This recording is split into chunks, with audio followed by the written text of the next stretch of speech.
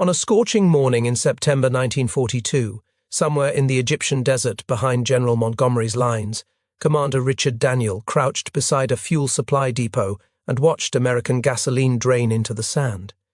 The temperature had already climbed past 100 degrees Fahrenheit. Heat waves shimmered off the rocky ground. The air smelled of petroleum and hot metal. Daniel was a quality control officer for the United States Navy, a chemical engineer by training posted to American refineries in the Middle East.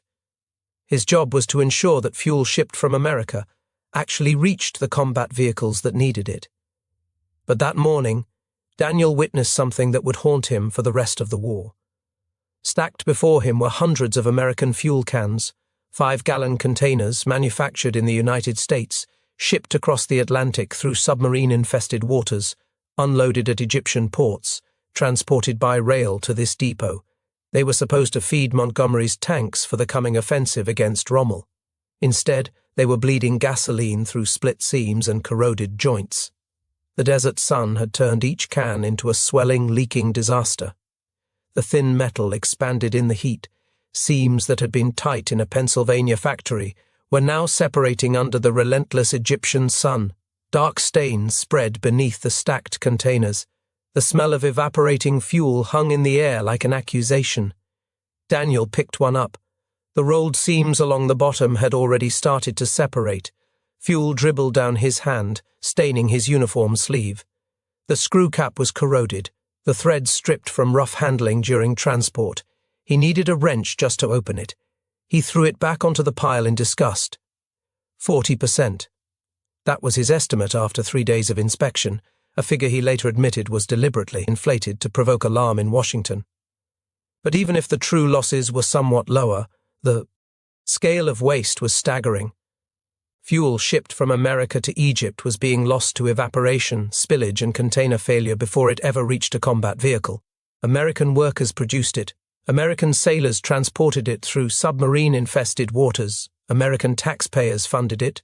And it was soaking into desert sand. But here was the thing that made Daniel's stomach turn. Sitting 20 feet away, neatly stacked in perfect condition, were captured German fuel cans. The enemy's containers. Not a single leak. Not a single swollen side. Not a single corroded cap. American and British soldiers fought over them like treasure, hoarding them, trading cigarettes for them, refusing to let them out of their sight. Daniel walked over and picked up one of the German cans. It was heavier, more solid. He flipped a lever on top and the spout opened instantly. No wrench required. He tilted the can and fuel poured out in a smooth, fast stream without splashing or gurgling. He flipped the lever back and it sealed tight. The whole operation took 3 seconds. Daniel held the German can in one hand and an American can in the other. One worked perfectly. One was a disaster.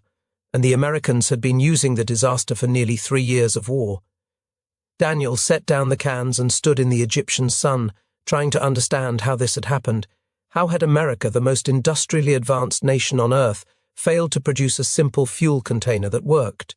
He didn't know it yet, but he had stumbled onto one of the greatest unforced errors of the Second World War, and he was about to discover that America had already seen the solution, studied it in detail, and deliberately thrown it away. The German fuel can that would change history was born between 1935 and 1937, developed through a systematic military procurement process in the industrial town of Schwelm, Germany, nestled in the hills of North Rhine-Westphalia. Adolf Hitler understood something that most military planners overlooked. The weakest link in his plans for lightning warfare wasn't tanks or aircraft or trained soldiers. It was fuel supply. His panzer divisions could only move as fast as their gasoline could follow. Every armoured thrust depended on a chain of supply stretching back to refineries and depots. If that chain broke, if fuel containers failed in the field, the entire blitzkrieg strategy would collapse. Hitler had studied the First World War. He knew that the great offensives had stalled not just from enemy resistance, but from logistical exhaustion. Armies outran their supplies. Fuel ran short. Momentum died. He was determined that German mechanized forces would never face that problem. In late 1935, the German army issued an invitation to tender for a new fuel container. The specifications were demanding: The container had to hold 20 litres, approximately 5 gallons. It had to be strong enough to survive rough handling, drops from trucks, stacking in depots, transport across terrible roads. It had to work in extreme temperatures, from the scorching North African desert to the frozen Russian steppes. It had to be easy to carry, quick to open, fast to pour. It had to be manufacturable in massive quantities using existing German industrial capacity. The assignment landed at the Schwelmer Eisenwerk Müller and Company in Schwelm, where chief engineer Vinzenz Grunvogel took on the challenge. Grunvogel was a meticulous engineer with a gift for understanding how objects would be used in the real world. He didn't design at a desk. He talked to soldiers, watched them handle equipment, studied the conditions they faced. Grunvogel quickly realized he was not designing a can. He was designing a weapon. Every feature had to serve the demands of mechanized warfare. Soldiers needed to carry fuel across rough terrain, pour it quickly under fire, and store it without losing a single drop. The container had to survive being dropped from moving trucks, baked in 100-degree heat, frozen solid in Russian winters and stacked by the thousands in supply depots. It had to work when soldiers were exhausted, frightened, under enemy fire, working in darkness. The existing designs were hopeless. German industry, like industry everywhere, used simple rectangular cans with screw caps. They leaked. They required tools. They were slow to fill and slow to empty. They couldn't survive the punishment of military use. Grunvogel started from scratch. He began with the most basic questions. How heavy could the filled can be for a soldier to carry? How would soldiers grip it? How would they stack thousands of them? How would they open it quickly in combat? How would the metal behave in extreme temperatures? He prototyped and tested, refined and tested again. By 1936, 5,000 prototype cans were produced for troop trials. German soldiers used them in exercises in real field conditions and reported what worked and what didn't. Grunvogel listened. He made refinements based on their feedback. The handle design was adjusted. The closure mechanism was improved. The indentation pattern was optimized. After refinements based on field testing, the final design was officially adopted by the Wehrmacht on July 8, 1937, designated in General Army Bulletin No. 324, the Wehrmacht Einheitskanister, the Armed Forces Standard Canister. It would become known to the Allies simply as the Jerry Can, and it would prove to be one of the most important pieces of military equipment in the entire war. The German can held 20 litres, roughly 5 gallons. It was rectangular, stackable, and built from 2 halves of pressed steel welded together at a recessed seam around the middle. That recessed weld was the first genius detail. By placing the seam in a protected channel, Grunvogel ensured that impacts and rough handling wouldn't damage the joint that held the can together.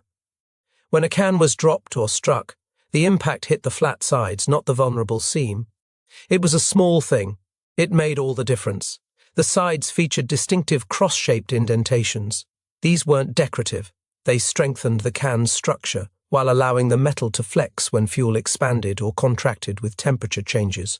In the scorching North African desert or the frozen Russian steppes, the German can wouldn't burst at the seams. The indentations absorbed the stress. 3 handles ran across the top of the can. This design solved multiple problems at once. A single soldier could carry 1 full can using the center handle or 2 empty cans by gripping the outer handles of 2 adjacent cans with 1 hand. In a bucket brigade formation, soldiers could pass cans rapidly down a line, each man grabbing a free handle before passing it along. But the true brilliance lay in the opening mechanism. Instead of a screw cap that required a wrench and inevitably leaked, Grunvogel designed a cam lever closure. A simple flip of the lever opened the spout instantly. Another flip sealed it tight with a rubber gasket. No tools required, no fumbling in combat. No stripped threads or lost caps. Inside the spout, Grunvogel added a small breather tube that connected to an air pocket beneath the handles. When fuel poured out, air flowed in through this tube, creating a smooth, fast stream without the gurgling and splashing that wasted fuel and time. A soldier could empty a full can in seconds. That same air pocket served another purpose. If a full can was dropped into water during an amphibious landing or a river crossing, it would float. The trapped air kept the 45-pound container bobbing on the surface. Finally, the interior was lined with a synthetic resin coating, similar to technology originally developed for steel beer barrels. This lining meant the same can could carry gasoline, diesel, or drinking water without. Contamination. 8 genius details. 8 solutions to problems that would cripple Allied logistics for years. By 1939, the German military had stockpiled thousands of these cans ready for war. The Allies had nothing like it. In the summer of 1939, with war clouds gathering over Europe, an American engineer named Paul Pleiss was working in Berlin. He was a senior executive at Ambi Budd Presswork, a German subsidiary of the Philadelphia-based Budd Company. The firm specialized in pressed steel technologies, producing car bodies for BMW and Ford at a factory that had once belonged to the aviation pioneer Edmund Rumpler. Crucially, Ambi Budd was one of the manufacturers producing jerry cans for the Wehrmacht. Pleiss had watched Germany transform over the years he'd worked there. The Nazi regime was openly preparing for war. Military contracts had replaced civilian production. The factory that once made automobile bodies was now building military vehicles. At some point before the outbreak of war, Pleiss acquired detailed knowledge of the jerry can design. As a senior executive at one of the manufacturers, he had direct access to specifications and manufacturing processes. According to widely circulated accounts, he obtained physical samples and complete technical specifications, though the exact circumstances remain unclear from surviving records. What is documented is that Pleiss departed Europe on the SS Washington, leaving Le Havre on September 11, 1939, just days after Germany invaded Poland. He arrived in New York on September 18th, carrying knowledge that could have transformed Allied logistics, if anyone had been willing to listen. Back in America, Pleiss told military officials about the German container. He explained its features, its superiority, its potential to transform fuel logistics. The War Department listened politely and showed little urgency. By the summer of 1940, Pleiss had arranged for a complete jerry can to reach American officials. He sent one to Washington. The War Department examined it, acknowledged its clever design, and made a decision that would cost thousands of lives. They decided their existing containers were good enough. The American military was still using a cylindrical 10-gallon can with 2 screw closures, a design from the First World War. It required a wrench to open and a funnel to pour. It was heavy, awkward, and prone to leaking, but it was familiar, and the tooling already existed. The lone German jerry can was sent to Camp Holabird in Maryland, home of the Army's Vehicle Research and Development Center. There, American engineers were tasked with creating an American version. What happened next was a case study in missing the point entirely, a masterclass in how to take a perfect design and make it worthless. The engineers at Camp Holabird looked at the German can and saw a shape. They copied the rectangular form, the 3 handles, the 20-liter capacity. But they didn't understand why the German design worked. They saw features without grasping function. They saw a container without seeing the system of interlocking solutions that made it effective. In a report dated September 18, 1940, delivered to the Armored Force Board and titled Advantages of the German Can, the Camp Holabird team had documented exactly why the German design was superior. The German can would stack without shifting or rolling. It was light enough to carry yet strong enough for field use. A full can would float. The handles were ideal for bucket brigade operations. The closure required no tools for opening and no accessories for operation. It would not open without intent and would stay open while pouring. A vent pipe enabled smooth fuel flow. Dirt, sand, and water would not collect around the opening. They understood everything that made the German can brilliant, and then they ignored it all. The American redesign eliminated the cam lever closure. Instead, they installed a screw cap, the same type that had caused problems for decades. The official reason was economy. The Army had stockpiles of screw fittings left over from previous contracts. Using them would save money. The unofficial reason was institutional inertia. American industry knew how to make screw caps. The tooling existed. Changing to cam levers would require new equipment, new training, new suppliers. It was easier to use what they had. The result was that every American soldier would now need a wrench to open his fuel can. In the chaos of combat, wrenches got lost. They fell into mud. They disappeared into supply dumps. Soldiers without wrenches couldn't refuel their vehicles. Soldiers with wrenches fumbled in darkness, under fire, with cold hands, trying to turn threads that corroded and stripped after a few uses.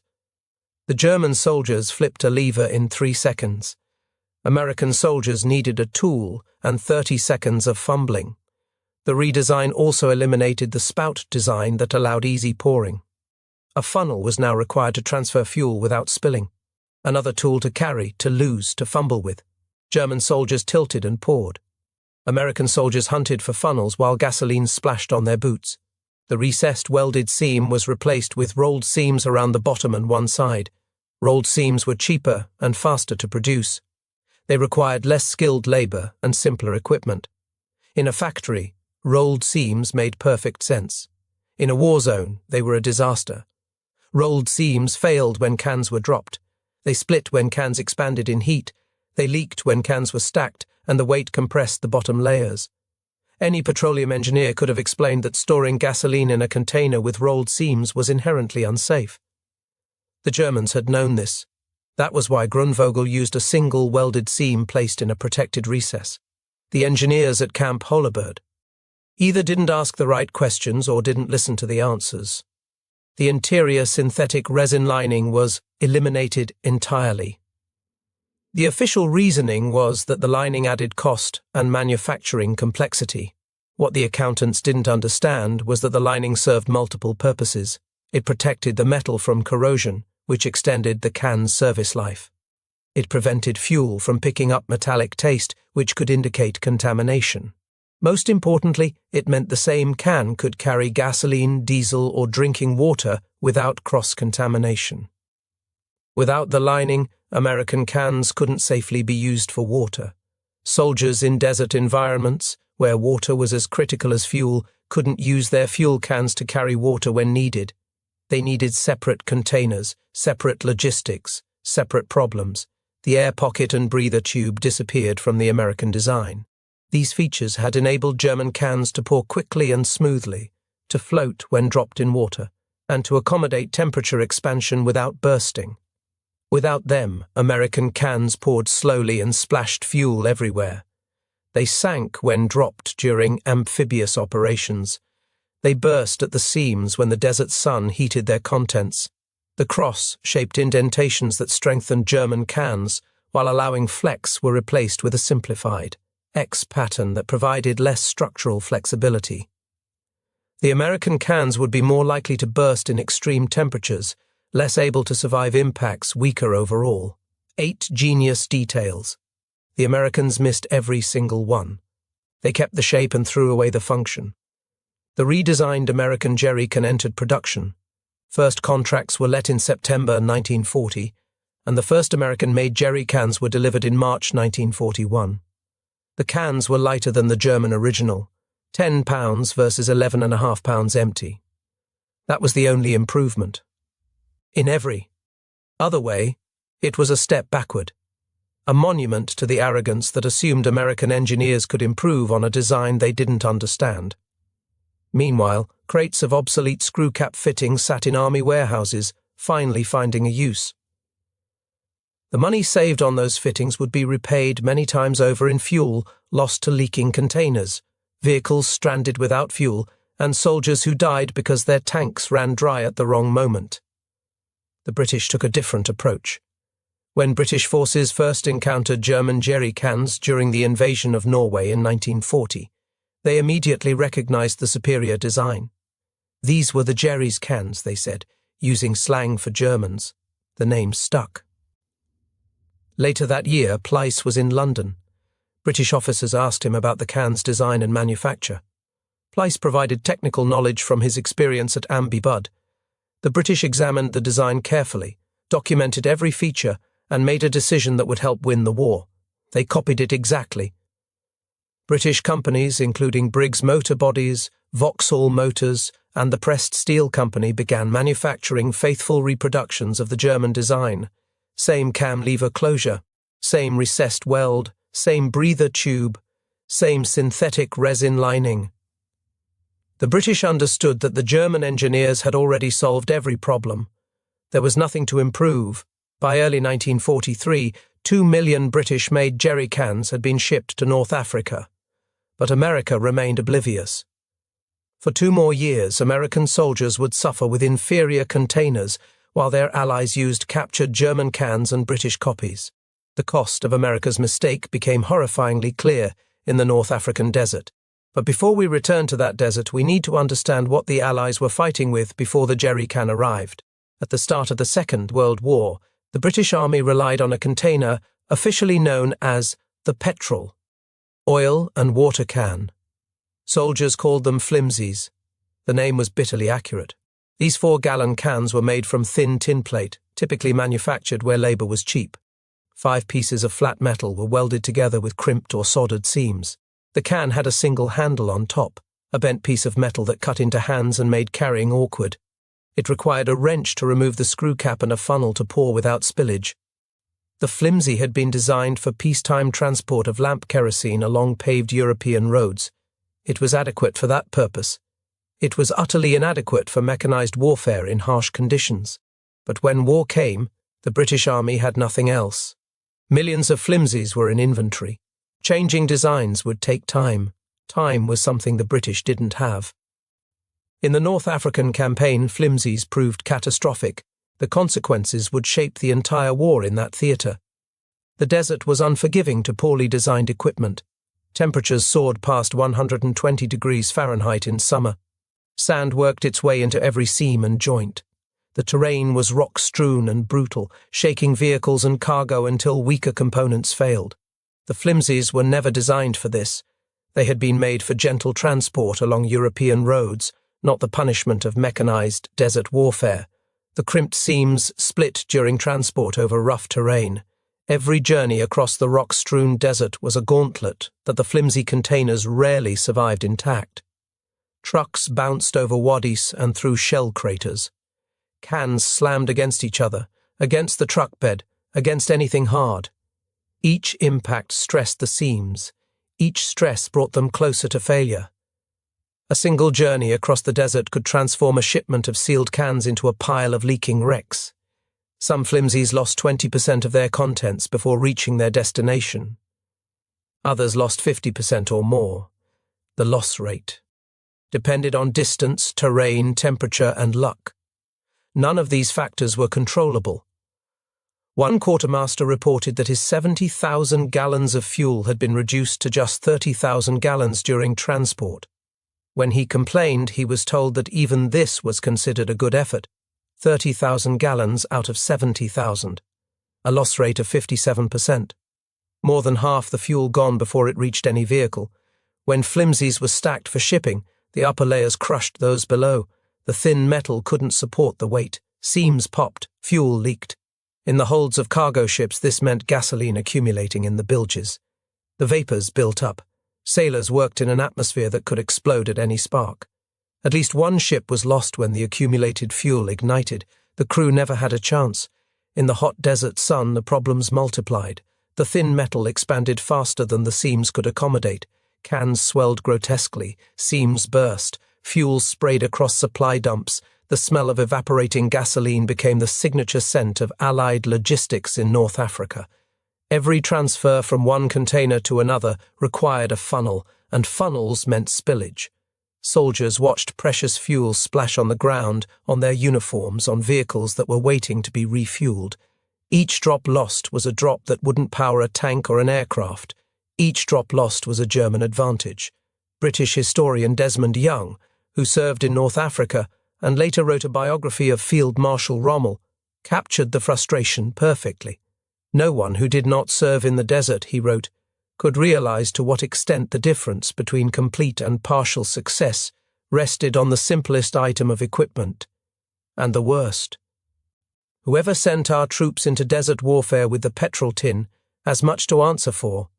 General Claude Auchinleck, who commanded British forces in North Africa, estimated that the flimsy containers led to the loss of 30% of all fuel sent to the theatre, 30% as a baseline, higher under adverse conditions, an appalling tax paid to bad engineering. Because of this, General Archibald Wavell's defeat of the Italians in 1940 came to nothing. His planes sat on desert airfields, grounded for lack of fuel. His tanks halted in the sand, empty. His trucks couldn't deliver supplies because they had no fuel to make the trips. The Italians should have been finished. Instead, they held on because the British couldn't maintain the pressure. By the time fuel supplies were restored, the moment had passed. General Auchinleck's victory over Rommel in 1941 withered away for the same reason. The Desert Fox was in retreat, the British had him on the ropes, but tanks need fuel to pursue a beaten enemy, and the fuel was bleeding away through split seams and burst cans. Rommel escaped. He would return stronger than ever.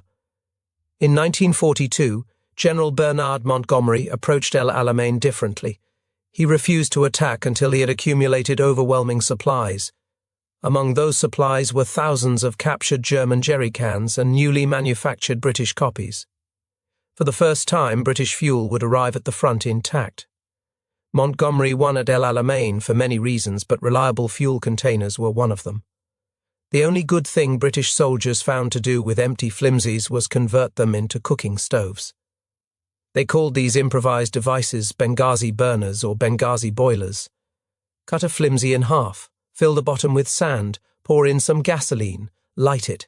You had a silent, fast, smokeless cooking fire that could heat water for tea or cook rations without revealing your position to enemy aircraft. It was a fitting end for containers that couldn't serve their intended purpose. At least as stoves, they finally did something useful. The British Army cooked its food with the same cans that lost its fuel. Meanwhile, German jerry cans captured in battle became the most prized items in the desert. British soldiers hoarded them, traded for them, and refused to let them out of their sight. The enemy's fuel containers were literally keeping the British Army mobile.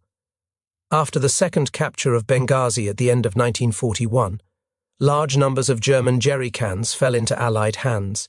Elite units like the Long-Range Desert Group were finally equipped with containers that actually worked. These were the men who could now range deep into enemy territory, confident their fuel would arrive intact. By 1942, General Montgomery understood the equation. He made sure he had enough supplies, including jerrycans, to defeat Rommel, despite the waste caused by inferior containers. His victory at El Alamein owed something to the captured German cans that kept his tanks moving. And where was America in all this? Still using the flawed Camp Holabird design, still losing fuel to leaking seams and cracked welds, still requiring wrenches and funnels while British soldiers flipped cam levers and poured fuel in seconds, still clinging to a design that traded battlefield effectiveness for warehouse economics. That was the situation Commander Richard Daniel walked into in September 1942. Daniel and his colleague were quality control officers posted to American refineries in the Middle East. Their job was to ensure fuel reached combat units in usable condition. What they found was appalling. Fuel arrived by rail from the sea in 55-gallon steel drums with rolled seams and friction-sealed caps. Local labourers handled the drums roughly. Many leaked before they reached the transfer point. From there, fuel went into the infamous 5-gallon petrol tins. These were the same square cans of tin plate that had been used for decades to supply lamp kerosene. They were hardly suitable for gasoline. In the hot desert sun, they swelled, burst at the seams, and leaked. Every transfer required a funnel, which meant spillage. Every trip across rough terrain meant more containers failing. Daniel estimated that a massive percentage of gasoline shipped from America to Egypt was lost before reaching combat vehicles. Fuel that American refinery workers produced, that American sailors risked their lives to transport across submarine-infested waters, that American taxpayers paid for, was soaking into desert sand because nobody in Washington had listened to Paul Pleiss. But Daniel also saw the solution sitting right in front of him. Allied soldiers in Africa knew that the only gasoline container worth having was German. They fought to capture enemy jerrycans. They treasured British copies. They refused to use American containers if any alternative existed. Daniel examined the German cans. He noted the cam lever closure, the recessed weld, the breather tube, the synthetic resin lining. He compared them to the American version and understood immediately why one worked and the other didn't. He sent an urgent report back to Washington. The Army's 5-gallon container was a disaster. The improved jerry can under consideration was little better. The Germans and British had already solved this problem. America needed to copy their solution exactly. Daniel's report landed on desks in Washington and created immediate alarm. Officials requested confirmation. Daniel provided it, with detailed documentation of losses and comparative analysis of container designs. The result was a major policy shift. Production of the Camp Holabird design was scaled back. An agreement was reached that British production of the original German design would be increased to supply both British and American forces for the invasion of Europe. The jerry can that the United States War Department had rejected in 1940 would finally equip American soldiers, 4 years late, manufactured by British factories based on German engineering. Millions were ready by D-Day. The jerry can that Hitler had designed to fuel his conquest of Europe would now fuel his defeat. June 6, 1944. Operation Overlord, the largest amphibious invasion in human history. 156,000 Allied troops crossed the English Channel in the pre-dawn darkness. 5,000 ships, 11,000 aircraft. American, British, and Canadian forces stormed the beaches of Normandy under withering German fire. At Omaha Beach, American soldiers faced murderous crossfire from entrenched German positions on the bluffs above. Over 2,000 American casualties fell on that single stretch of sand. But by nightfall, the Allies had a foothold on the continent. The liberation of Europe had begun. Behind those assault troops came the logistics. Within hours of securing the beaches, supply operations began. Landing craft ferried ammunition, food, medical supplies, and fuel onto the sand.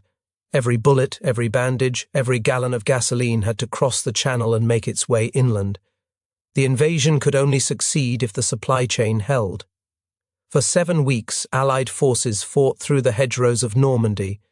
The dense bocage country, with its sunken lanes and thick vegetation, favoured the defenders. Every field became a fortress. Progress was measured in yards and paid for in blood.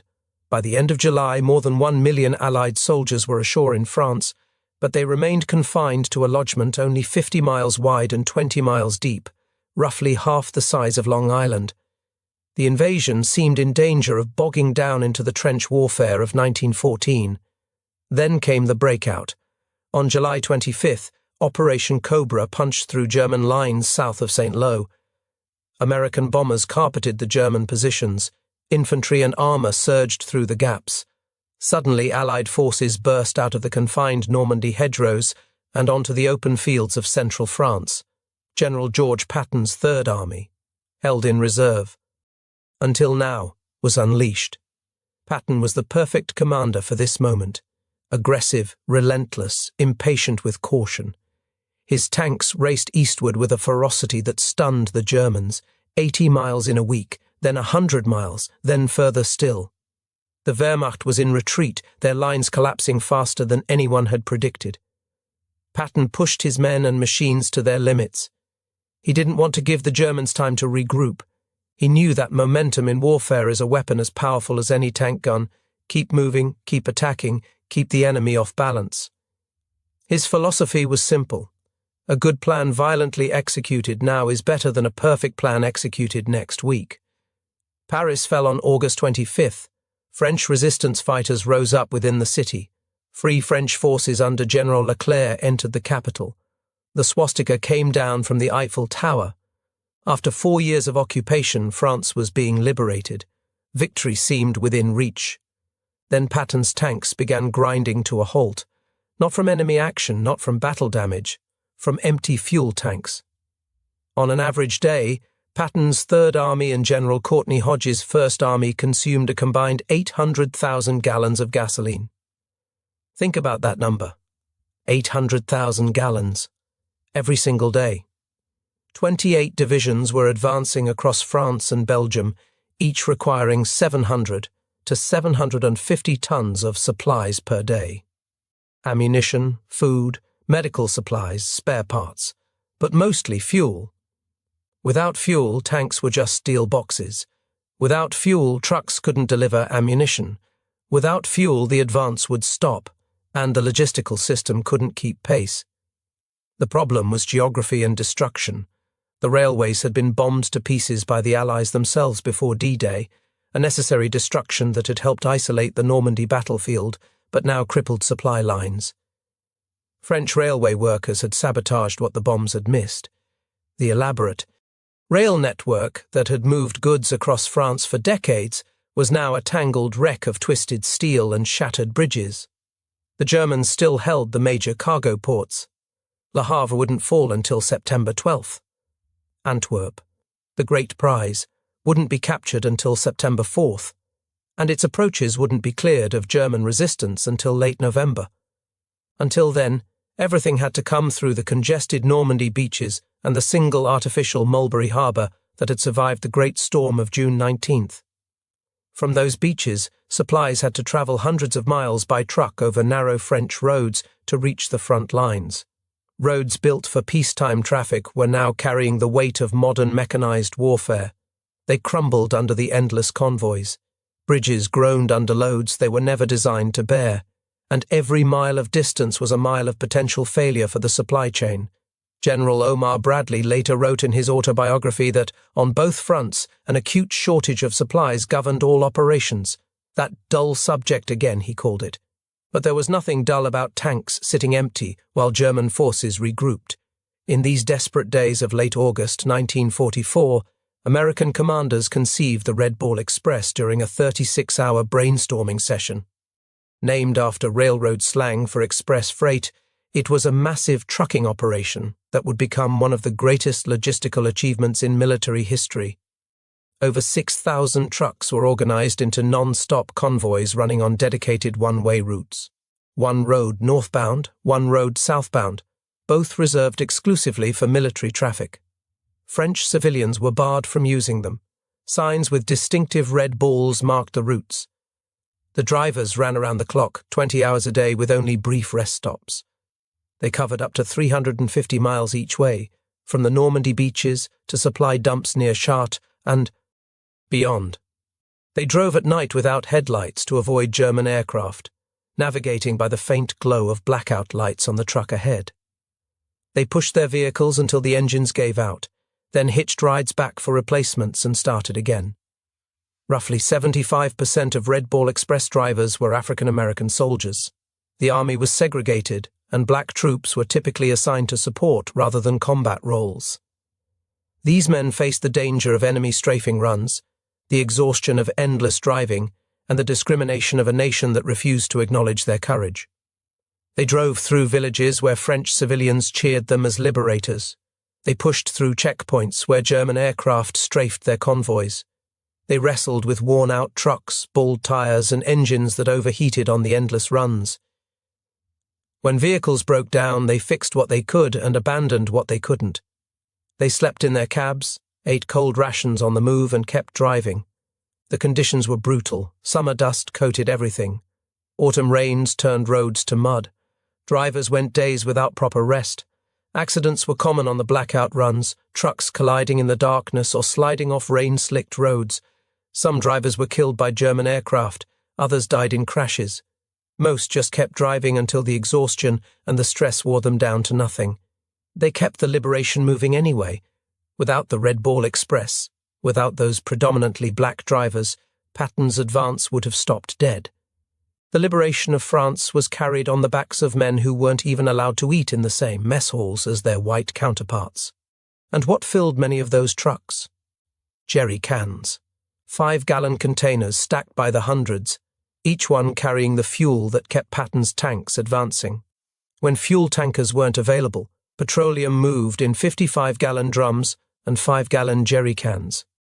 An armoured division needed over 73,000 gallons of fuel just to move 100 miles.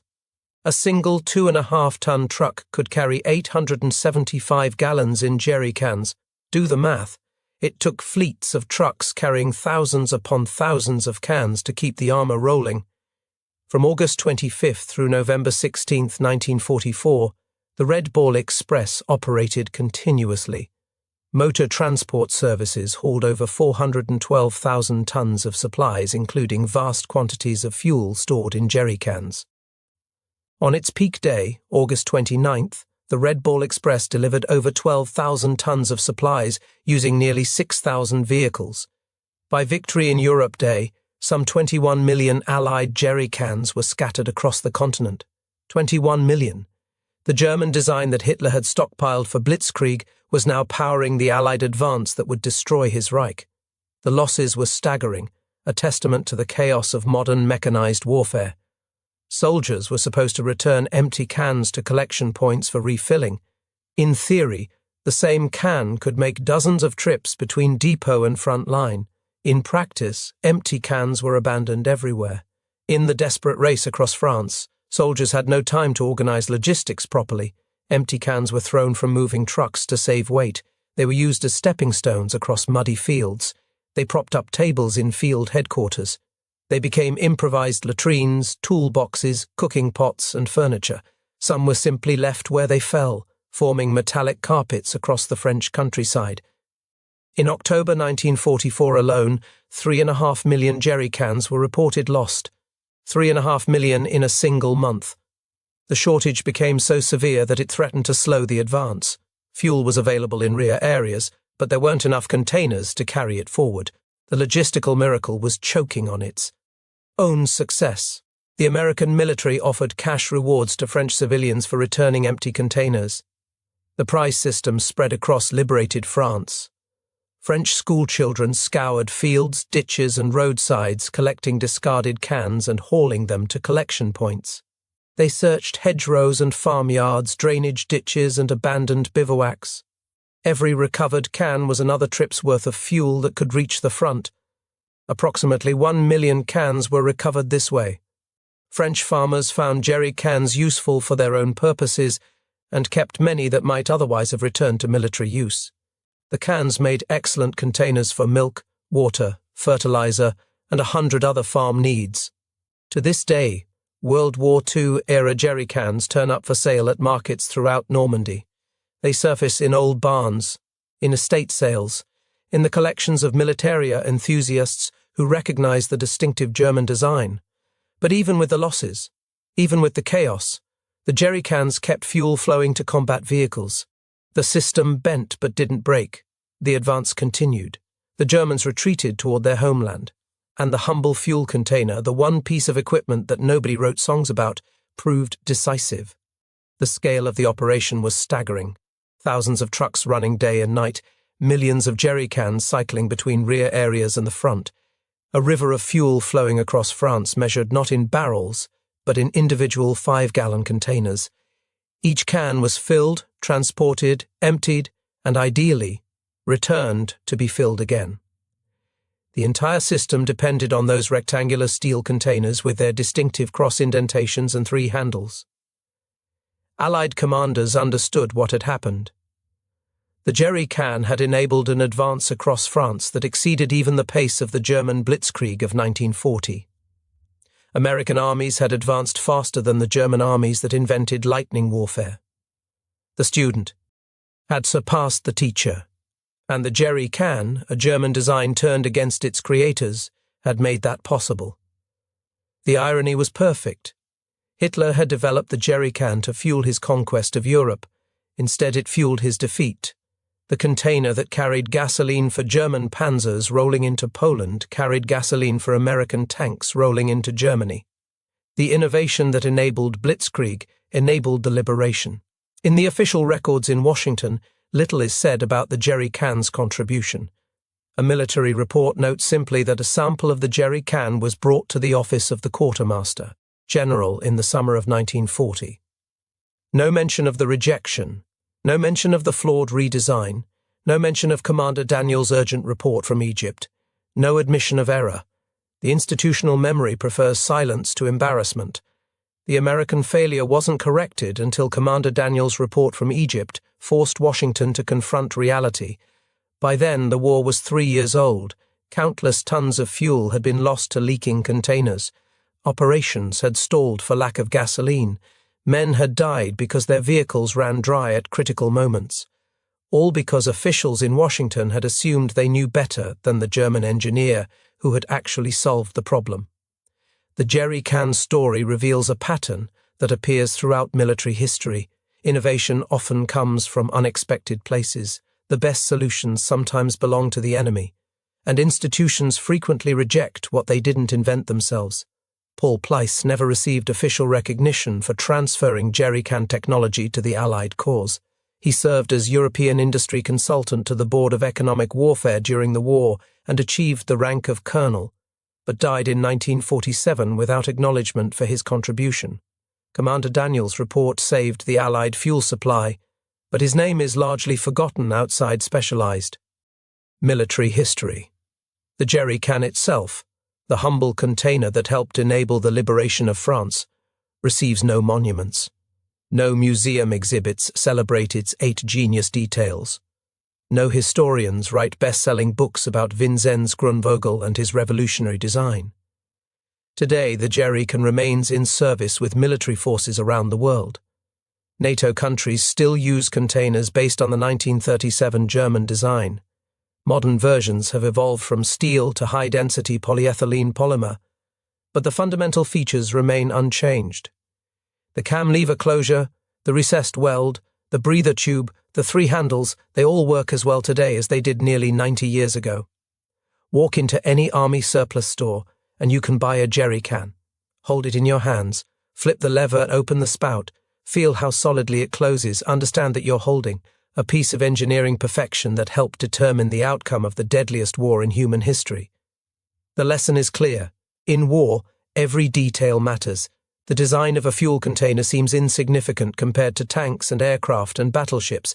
It doesn't fire bullets, it doesn't drop bombs, it doesn't sink ships. But without fuel, tanks don't roll. Without rolling tanks, armies don't advance. Without advancing armies, wars aren't won. A German engineer named Vinzenz Grunvogel understood this in the mid-1930s. Working at Schwelmer Eisenwerk Müller and Company in Schwelm, he designed a container that solved every problem soldiers would face in mechanized warfare. He thought about how men would carry it, how they would open it under fire, how it would survive rough handling, how it would perform in extremes of temperature. He sweated every detail because he knew the details were everything. An American engineer named Paul Pleiss understood this in 1939 and 1940 as a senior executive at Amby Budd Presswork, one of the very manufacturers producing jerrycans. He recognized the design's genius and worked to transfer that knowledge to America. He tried to give his country an advantage that could save thousands of lives. A naval commander named Richard Daniel understood it in 1942. Standing in the Egyptian desert, surrounded by leaking American cans and perfect German ones, he grasped what Washington had missed. He wrote the report that finally forced the American military to confront its failure. Eventually, American military officials understood it too. They scaled back production of their flawed design. They made a deal with the British to produce jerrycans for both armies. They admitted implicitly that they had been wrong. But understanding came late. In war, late understanding is measured in lives. How many soldiers died because their vehicles ran out of fuel? How many offensives stalled because supplies couldn't keep pace? How many victories turned to stalemates because the logistics failed? The numbers are impossible to calculate, but they are not zero. The jerrycan stands as a testament to the power of good design. When something works perfectly, you don't improve it. You preserve it. The jerrycan worked perfectly from the beginning, and that's why it endures. The story of the jerrycan carries a warning for every institution that believes it has nothing to learn from outsiders. The American military of 1940 was not lacking in talent or resources. It was lacking in humility. The assumption that American methods must be superior blinded officials to evidence sitting right in front of them. Paul Pleiss didn't just bring a can to Washington. He brought a complete engineering solution, tested and refined through German military procurement, proven in the field. He explained why every feature mattered. He provided specifications detailed enough for immediate production. The response was institutional indifference, followed by a redesign that preserved nothing but the shape. This pattern repeats throughout history. Organizations reject outside innovations not because they lack the ability to understand them, but because acknowledging superiority elsewhere threatens internal hierarchies and assumptions. The cost is measured in failure, waste, and in wartime, lives. The British, fighting for survival, couldn't afford such pride.